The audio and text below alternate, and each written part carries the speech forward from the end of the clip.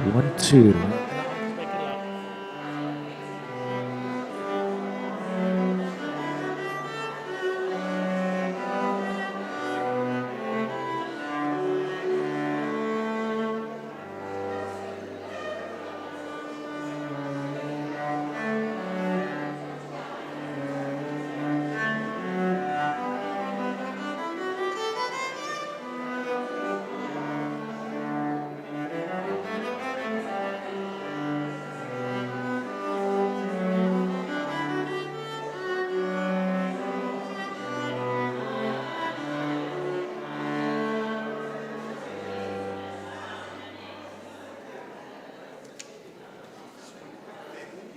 When he assumes that everyone that's coming is here, he'll probably get up and say something like, I can speak something about the ceremony beginning. Okay. You just say, let's listen to a meditative piece of music to start. All right. So you. If you don't hear it, I will hear it. Okay, perfect. And then would you like us to play AOG? And that's what I want the clock, the other clock. All right.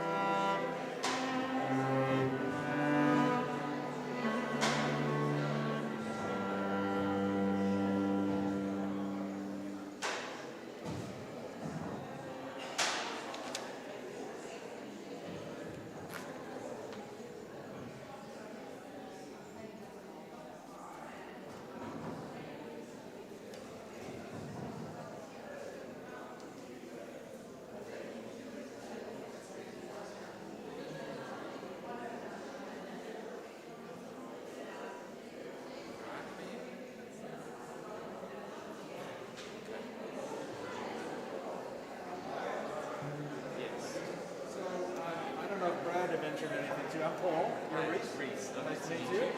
And you're This is Michaela. Nice to meet you. So thanks for this is lovely. Absolutely. at around 3, when it looks like we don't have a flow of people coming in, I'm going to take the microphone and I'm going to welcome everybody. And then I'll say we'll begin with a piece of music, and it's just a quiet moment for people to meditate and hear the music. And then when you finish playing, then I'll be making remarks, and then you guys will be done, I guess. Fantastic. Yeah. All right. Perfect. And it's going to be A on G string.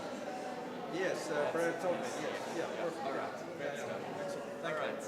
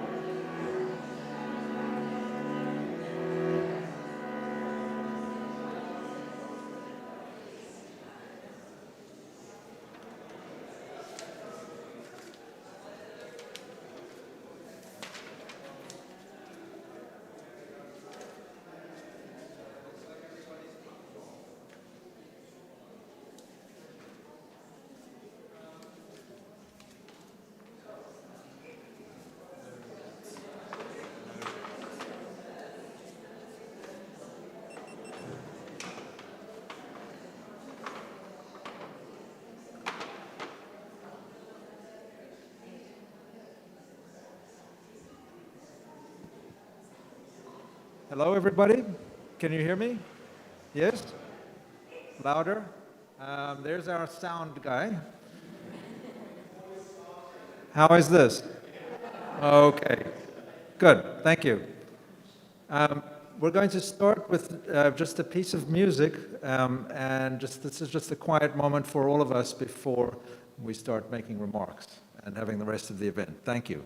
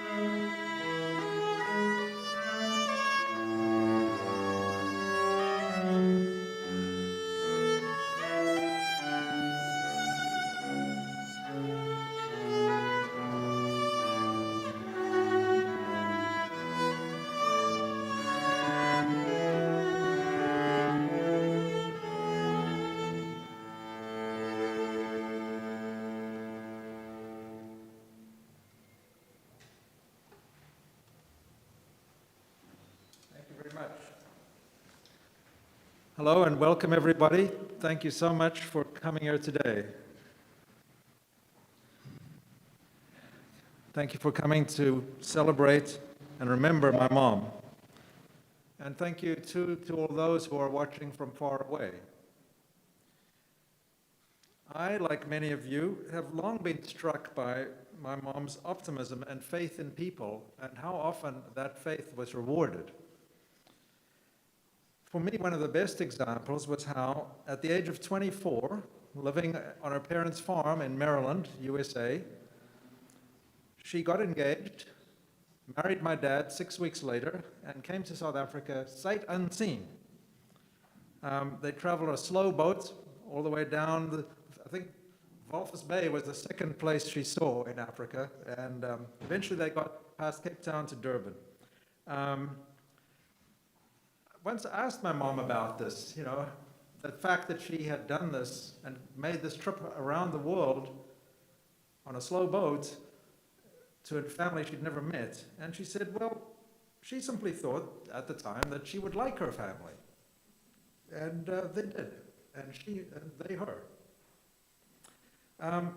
My cousins and aunt from Pretoria, there's so many family memories, but I'll just mention a couple. My cousins and aunt from Pretoria have written about how my mom always welcomed their family of 7 down at home in the Cape and at the beach house in Pringle Bay that they used to have.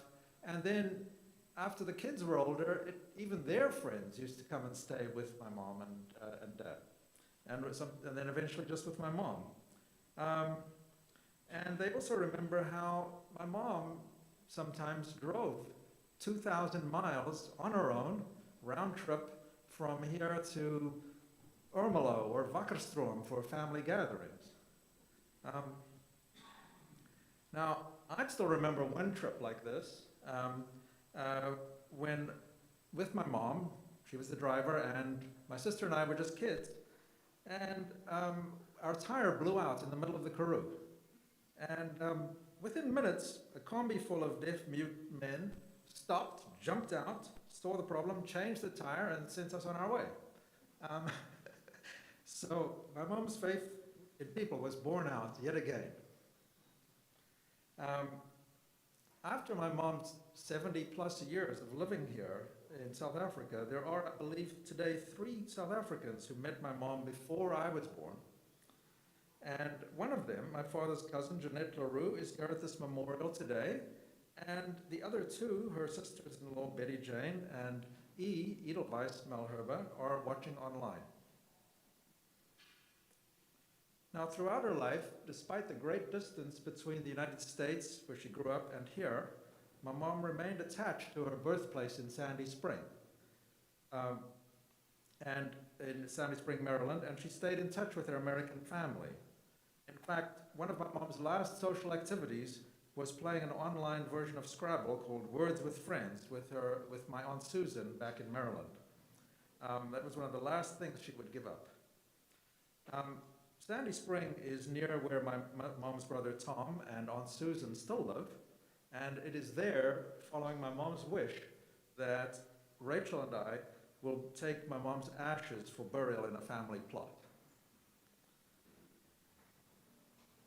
After my mom moved to South Africa, she and her mother exchanged letters. They wrote every week. When her mother died, my mom found that her mom had kept all the letters that my mom had written her.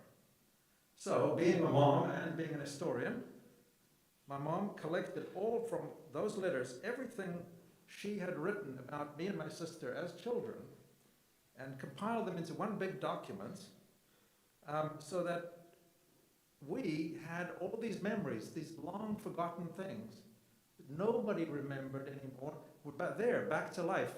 And this is before internet and before smartphone cameras, and we had all this to read and savor again, be reminded of. So I think this was very typical. From that great distance, she made something of me precious. Now, many of you here today are my mom's good and dear friends from overlapping groups in which she was active. The Black Sash,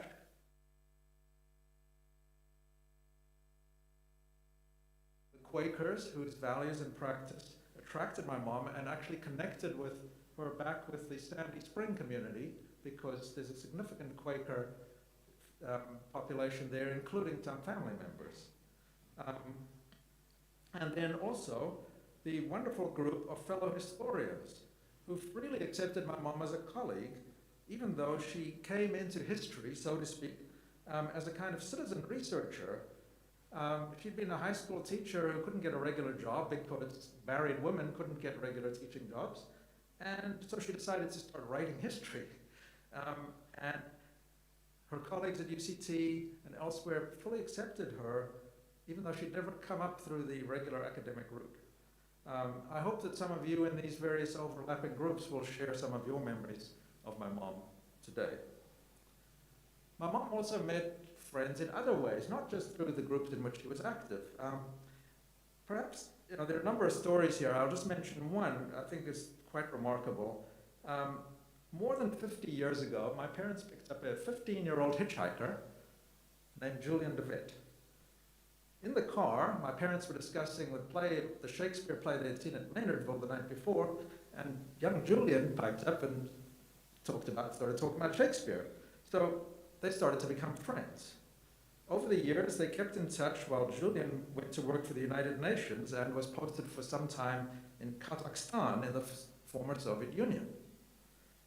There, Julian met Chris Edani, a young Nigerian doctor who trained in Kazakhstan. In 1995, Chris Edani came to South Africa to stay with Julian and Charlotte, but this was before widespread email and so on. He got here and discovered that Charlotte and Julian DeWitt were overseas. So what did they do? They contacted my parents. Chris Edani stayed for 2 months with my parents in Constantia and has never forgotten that. Never forgotten that. And so when they gave him room and board there, and when he and my mom kept in touch on his visits to Cape Town, Chris would see her almost every time. And so Chris, whom I had never met, now has his medical practice in Witbank, Mpumalanga. But when he heard of my mom's death, he wrote to me, he booked his flights, and he is here today. So the circle completes. Often when I spoke with my mom by phone in recent years, she would say, oh, so-and-so was just here and we had such a lovely conversation, which was often followed by things like, and they left me the most wonderful books or DVDs or flowers or chocolates or wine or delicious food. I'll just mention a few who were mentioned particularly often: Kate Owen, Robert Mulders, Brad Liebel, and those who my mom called the daughters, because they were the daughters or daughters-in-law of great friends of my mom: Alison Bodenstein, Penny Dickmans, and much further away, Margie Howard. Also, Tony Tickton and other friends living in Summerley Court were very frequent visitors. All through the years she lived there. Now, as my mom's son, I knew, of course, that she wrote history and that she was active in various causes. But what I mostly saw was her being everything one would want a mom to be at home, who also enthusiastically hosted friends and family, loved to go out, and read avidly for her own enjoyment. I mean, we could hardly keep up with putting books on our Kindle. But it's really thanks to you that I get a full appreciation of my mom through everything you've told me. Of course, she deflected any suggestion that she was remarkable. The last time she saw my cousin Chris, she joked that when people tell you how remarkable you are, it means you're really old. My cousin Jeanette also wrote how my mom made very clear what her opinion was, yet somehow still showed a respect for everyone, no matter their status, by leaving it to them to judge for themselves. Rachel and I are so grateful that you have been my mom's family and friends, and that we are enriched by the many charming memories that you have shared with us. A couple of mornings ago, I stepped outside into this delicate Cape winter sunshine and just felt this warmth, and I thought, this is consolation. This is how all these warm wish stories from all the friends and family feel to me. So, as my mom appreciated, especially in her oral history work, our collective memory is much bigger than our own, and it becomes common to all of us when we share our memories. So in that spirit, I hope that those of you who are here today will share some of your memories and stories. Now I want to invite anyone else who is moved to speak to make their contribution to our memories of my mom. Thank you very much. Thank you. I could just mention that it's portable, but if you can make it your way up here, that would be terrific. It's easier to do it from. Patty Hardy, thank you. Thank you. Just a quick story. Actually, physically supportive she was. About years ago, she and my mother, who were friends in Durban, and I went to a place just outside of Nieuwertville one spring to see the flowers. She came in her own car and met, and my car died there. So she took, and 10 days later, she drove me back, fetched my car, in her Mercedes, which had, and we chose a route. She said because when she and her husband went travelling, they always took the road less travelled. We came across a fork and it said something like, "No one ever goes down this way." So we went down that way and we got a tyre. And I'm not particularly skilled mechanically, but because her car was so sophisticated, the guidebook was in pictures, so I just followed the pictures and changed the tyre quite easily. And ever after that, she boasted about my skills. But the point was, she took herself way out there. We had to spend the night somewhere, so we had to find a place where she wouldn't skid. And it was all very carefully planned. But she gave herself to me for 2 days to get me to the farm, so well worth remembering that.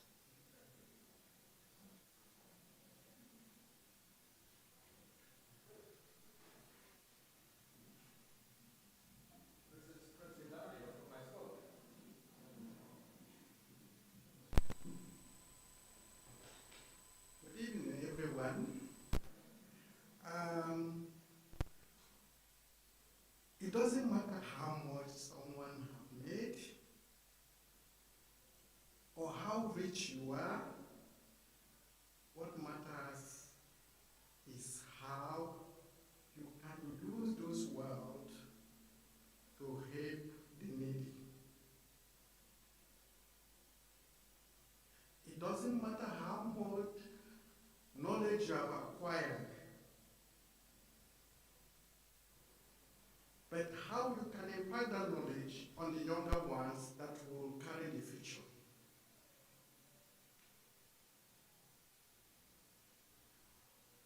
In October 23rd, 1995, as a young doctor who qualified from former Soviet Union, I was invited by Mr. Julian Debate, who was Deputy United Nations representative. I met him as a student union leader in Kazakhstan.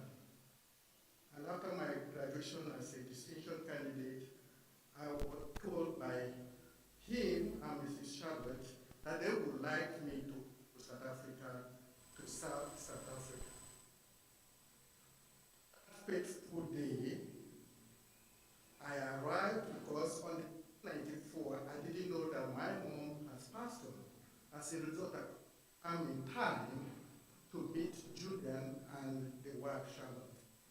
On arrival on 23rd October 1995, I was in Simonstown, where the house of Mr. Julian was, but unfortunately they have left to Geneva, where they got a new post as public relations officer of United Nations Volunteers. I was made to stay outside till the 24th because there's no place I could. The Lost Hotel, the money was expensive for me. I was able to see till following morning. But one good thing that happened was that the tenant who was staying in Julian they were able to drop the phone number. I called, Mr. Julian gave me the number of Mrs. Candy and the husband, Paul Malebo. Within 30 minutes of calling them, they said, I shouldn't go anywhere. Stay where I was at that time, which is on Lost Hotel in Simonstown. We are coming. And behold, less than an hour, they came to pick me up. It was their house, number 4 Brook Street in Constantia. I stayed for 2 months, of which free accommodation, free food for me. Before I was able to get a place in YMCA in Observatory. One day, there was a question the father of Paul Jr. asked. He said, what is special? How did you meet Mr. Julian? Why is it that he invited you all the way from this? I said, I don't know, but time will tell. And behold, today, I'm a specialist pediatrician. I train in UCT. And I am the former head of clinical unit of Wipan Provincial Hospital in Mpumalanga. I'm also a senior lecturer with University of Pretoria. And through the help which started in the house of Mrs. Candy Mahebo, I'm proud to tell you I'm not only in academics, I'm also an entrepreneur. I've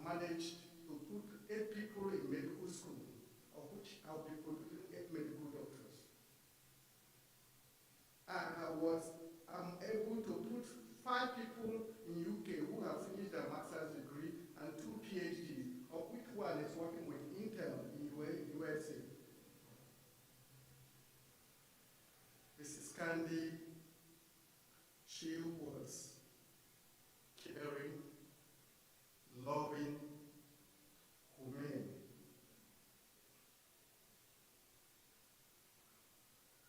Mr. Julia Levate, unfortunately, they could have been here with Charlotte, but they are in southern France. They are in France now. I spoke to them last week. They could have been here. And he told me that I must represent him. But before he told me, I've already bought my ticket and everything, because I said I will make it. I will come here no matter what. So on behalf of my wife, Victoria, my two children, my daughter, Esther, and my son, Michael, and Mr. Julian Levate and Charlotte, I say my sincere condolences to all the Maheba family and friends. Thank you.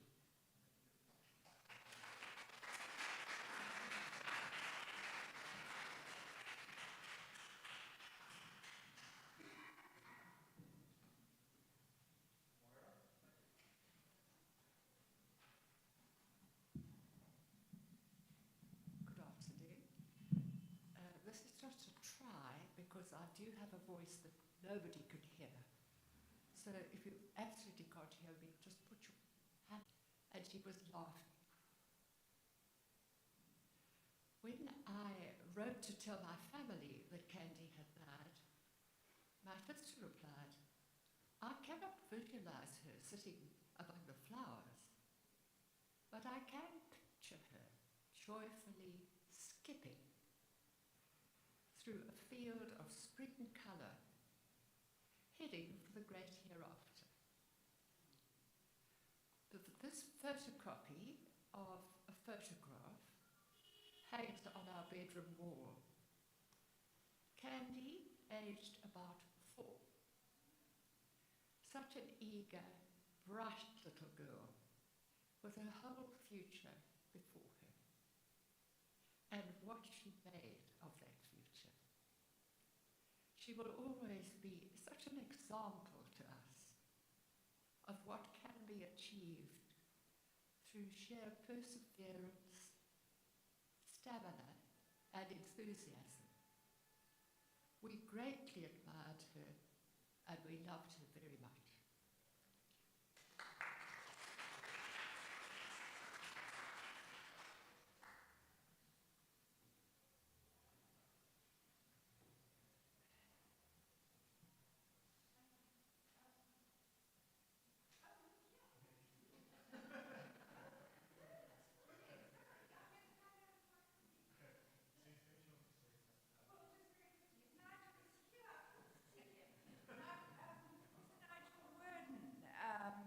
All of us in the historical community knew and admired and loved Candy and learned from her tremendously.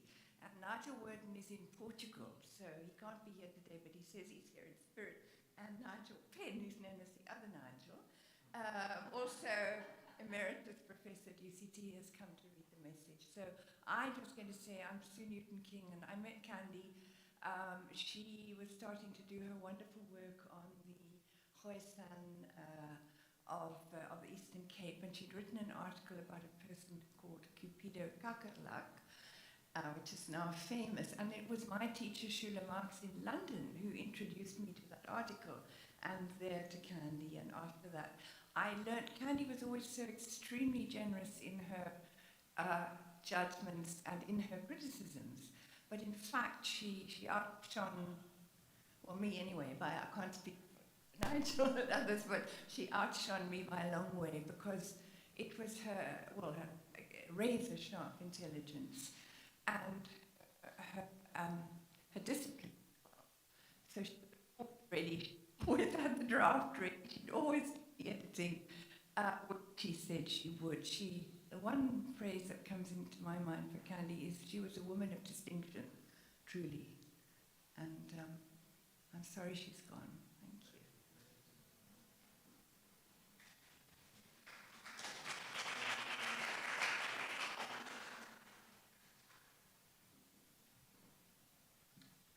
Thank you. Thank you, Susie. Let me just read the message from Nigel Worden, who had a great deal to do with Candy during his time at the University of Cape Town. And he can't be here, as Susie's explained, but he did ask that this message be read. Candy was one of the most extraordinarily gifted and humane people I have ever known.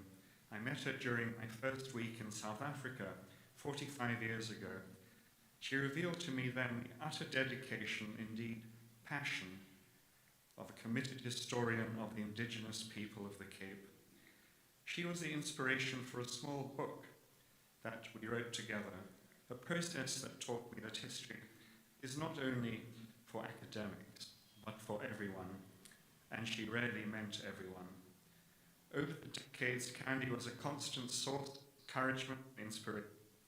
She was one of the most generous and nurturing teachers that our department had, as generations of students will testify.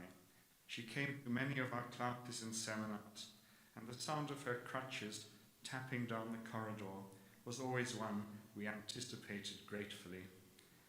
I last saw her a few months ago for coffee in her flat in Kenilworth, in her room in Kenilworth. She was frail, but her razor-sharp mind was active as ever, quizzing me on the latest books and on contemporary politics.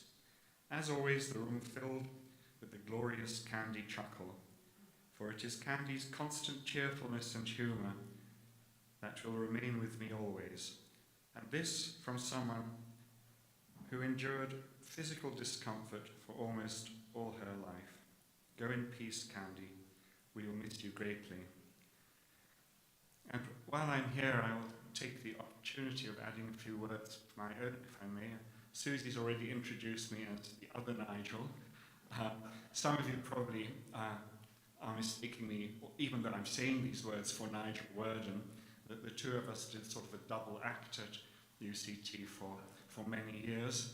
But one thing I suppose we had in common was that we drew so much inspiration from Candy. When I first arrived at UCT as a young prospective MA student, it was Candy who very kindly introduced me to many of the network of Khoisan historians. I mean, there weren't actually that many of us, probably Susie, Newton King, Nigel Worden, and eventually Rick Elphick, with whom she wrote a chapter called The Khoisan up to about, I think, 1834, which appeared in the second edition of Elphick and Hillamy's The Shaping of South African Society. This chapter, co-written with Elphick, is still one of the foundational texts, I think, of Khoisan history. I recommend it to all of my students when they're starting off on looking at the Khoisan. Candy also sort of pioneered, I suppose, this interest in what later became known as sort of micro-history, the interest in obscure, marginal characters. And so many of the actors in Khoisan history were at the time considered to be obscure and marginal. Nowadays, they're quite big names. I mean, David Stearman and his family, Hermanus and the rebel group that he led in the Eastern Cape. And with Susie Newton King, Candy wrote this book on the Khoi Rebellion of 1799, which really pushed the boundaries of inclusivity, of bringing Khoi rebels and deserters and bandits and resistors into mainstream history. She went on to write a series of articles in a similar vein, and I'd just like to mention in particular one of her last major works, which was the history of the Khoi Regiment, or the Pandours, or the Cape Regiment, as it was known, that fought first for the Dutch and then the British in the late 18th and early 19th century history. And she was able to follow the lives of some of these soldiers and deserters in great detail, which was an inspiration to me in particular. Somebody, I think Paul has already mentioned, or Susie, Cupilo Kakalak, the unlikely and extravagantly named Christian convert who went on as a coy to out-proselytize his teachers and became one of the indigenous promoters of Christianity in this country. So for all these reasons, I'm speaking as a historian, as a friend. I valued and cherished Candy, her encouragement. I think when she was on the brink of leaving UCT, she handed over a whole cache of articles, and these are the days before, almost before computers, I think, where everything was photocopied, and if you wanted to read an article, you had to have a photocopy of that article. And Candy handed over her whole library to me with the words, "I think a young historian of South African history ought to have these." Well, I'm no longer that young, but Candy kept in my life as a presence, as an inspiration. And I think in closing, and just like last night at a sort of a more informal wake that we had for Candy, I was thinking, she reminded me a little bit of the mermaid in Hans Christian Andersen's Story of the Mermaid. If you remember, this was a divine and loving creature that sacrificed almost everything to be able to walk on the earth. And she did this for love. But every step she took walking on the earth was agony to her. But she did it for love. And I think that Candy's presence on this earth, even though she must have endured a lot of personal suffering, it was never apparent in her bearing, it was never apparent in her attitude. She always was cheerful and inspiring, made light of all of her difficulties, and so therefore I thank Candy for her life and for her example.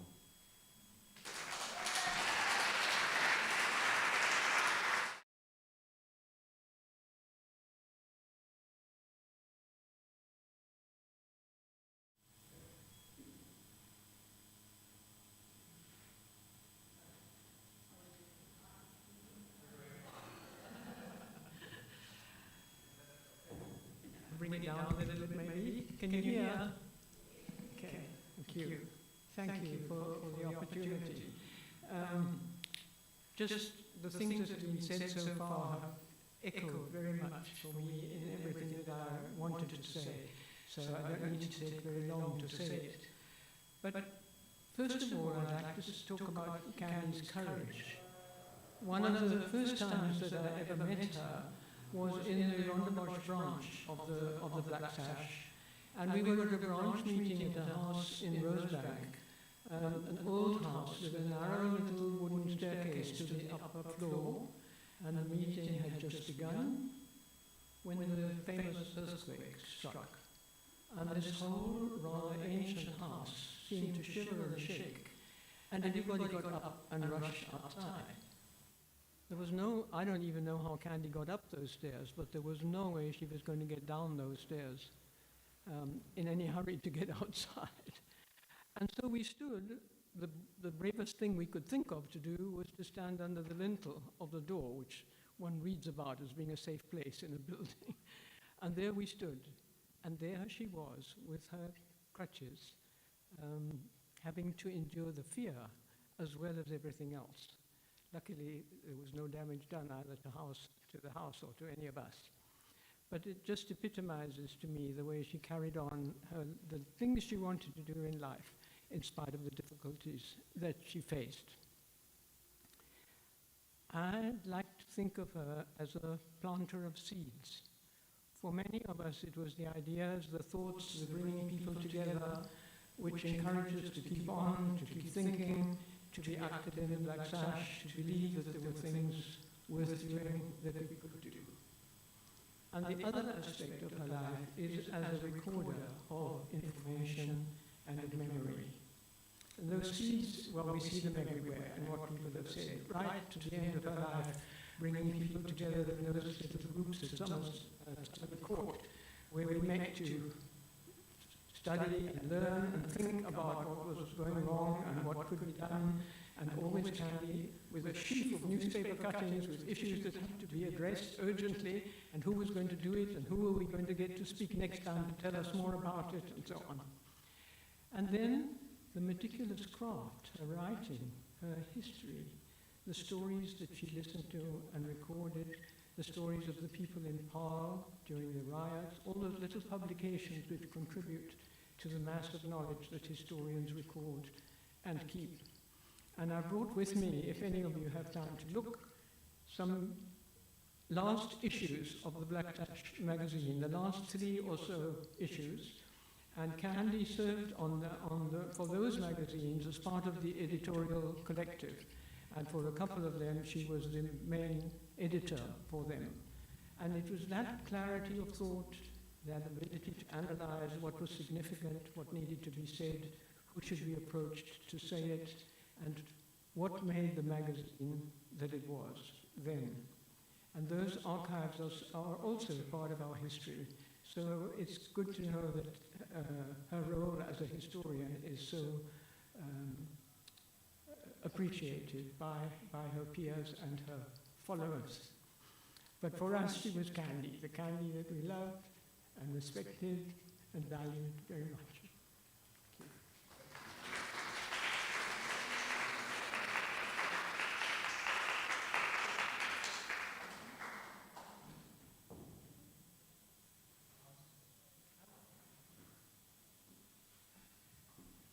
Thank you. Greetings all. I remember Mrs. Malherbe as Paul's mother. The only person who called her Candy was Paul's father. And during the years, probably 1965 to 1971, we often had the chance to go with the big family car to Pringle Bay. In fact, Glenn would often be there, and Paul, Louisa, Paul's father, and of course Mrs. Malherbe, and we'd go on these trips. This is before the current into it. Went a bit different past that nuclear thing, those old roads, and the coastal road was more or less the same. And it was just such a lovely atmosphere on these trips. Often what we did is that there was something in the Argus, I think, called the Argus jackpot, which actually was a nonsense crossword puzzle because you could fit in any number of words that would make sense. Like, to get healthy, do you get fit or do you sit? You know, and you could argue either way. And we'd just do this while we're all 6 of us in the car. And the fantastic thing that I realized was that the atmosphere, in those sort of puzzles, there's no right answer. You just take a luck of the draw. And that sort of set the atmosphere that when more sort of serious things, because this was like the late 60s and 70s, and a lot of stuff was happening.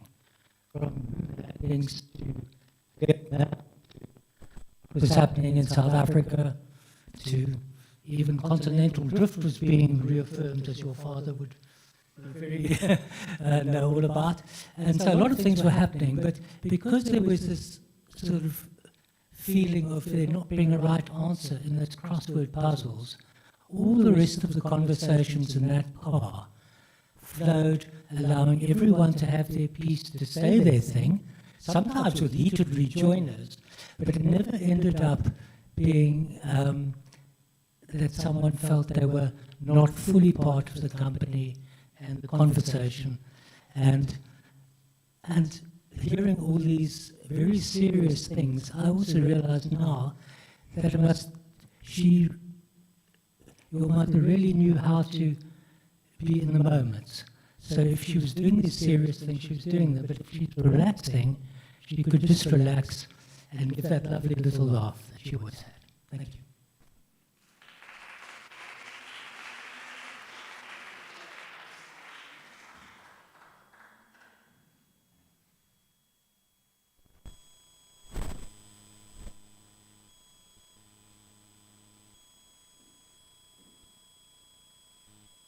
Is this okay for everybody back? Yeah? Good, thanks. So I'm Rachel, Paul's wife. Vertrees will always be Vertrees to me. Vertrees' daughter-in-law. This family went from South Africa to America to South Africa to America. since I'm from America and Paul married me. So we had many visits back and forth, but it took some time before we really got to know each other because of the great distance between us. As all of you were saying such wonderful things, I was remembering that early in our relationship, before computers and before email, we got the most wonderful aerograms. Who remembers aerograms? With beautiful exotic South African flowers for stamps. And Vertrees used every millimeter of that piece of paper, thin paper, with her Olivetti Underwood cursive writing typewriter. She even typed out the flaps on all four sides. And I eagerly awaited these beautiful letters with news, with talk about books and movies that we continued to have over the years. We loved sharing those things. And we got to know each other better and more personally over time. She became very dear to me. And I felt very embraced by her and by the rest of the Malherbe family here. Many visits. So I'll tell you one other story that's come to mind. I have a brother who can be a handful of trouble. And one day I was complaining about him, telling her the latest woe. And she looked at me quite impassively because she really didn't put up with self-pity very much. And understandably, she never felt sorry for herself or didn't let us know that. And she said, "You know, Rachel, every family has someone like that." And at first I thought, cold comfort, Vertrees. And then I bethought myself and said, right, there are many worse things in the world than what I'm going through with my brother. So she taught me a lot, she inspired me, we shared lots of things, and then we also got to share my daughter and her husband and our two grandsons with her, both here in Cape Town and also in America. And in fact, I'm wearing a necklace that my daughter gave to her, which now I'm wearing. So Zoe out there in Brooklyn, we're all represented. We all love her, respect her, we'll never forget her. Thank you.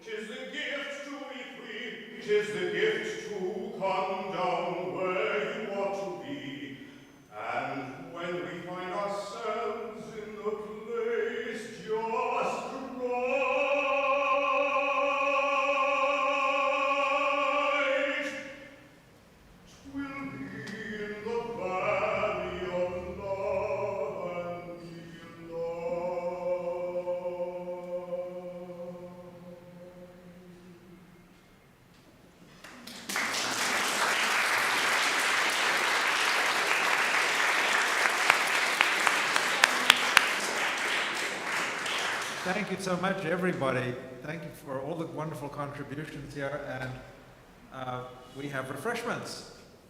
So please don't leave right now, but stick around. Mingle, talk, exchange memories, and have some refreshments. Thank you. Thank you.